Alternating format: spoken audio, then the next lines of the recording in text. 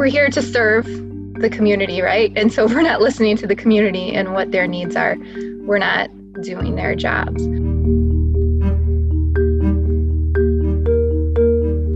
Investing in us is a source for us. It includes the voices of our neighbors, our constituents, our coworkers, our employees, and even fellow parents. Some of us as policymakers, as nonprofit providers, as government, right, we'll see data that is uncovered in this report and that U of M's Poverty Solutions has uncovered and jump to the solutions. And the reality is that if we don't include the community that we're serving from the beginning, we can miss the mark. Lived experience is so important. If you are approaching it from just a purely academic or data-driven approach, any kind of solution, then you miss things.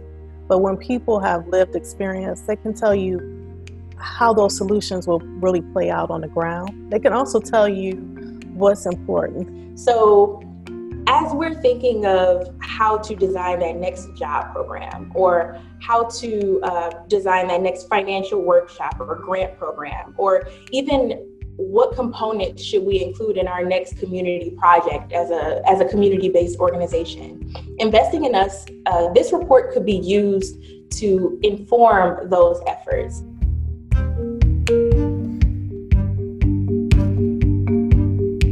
I think the current movement right now, Detroit Will Breathe, and different things like that are bringing attention to the racial disparities that are going on in the city and throughout the whole country. And I think it's really important that we're listening to that and taking a step back to look at the work that we're doing. And, if we're making an impact on all people's lives, that's great. But when white households are coming to the door with 11 times the household wealth of African American families, similar discrepancies with other minority communities, maybe if we're helping everybody to save $300, it's good, but if we're trying to reach equity, we need to be doing more. I mean, if it's just top down, it's not going to work. Residents have to buy into the program. They have to accept that this is what I want to go through because I've had input. Residents need to identify what the barriers are so that when you design a program they've bought into, this will help me overcome the barriers.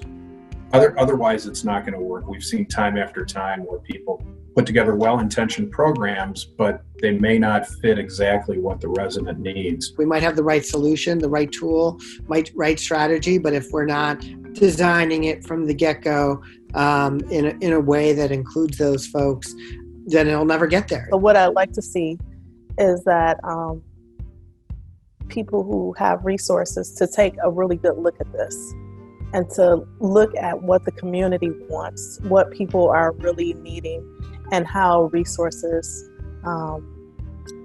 money, time, investments, whatever resources, how they can be used in a way that changes people's lives in a way that's impactful. Because it really is when you bring those services together, then that's when the life transformative work can happen for people. This report is real world. This report has real voices and real solutions. And I'd love to see it be a platform for starting funding discussions, whether it's with governments or foundations or corporations, on what really can work.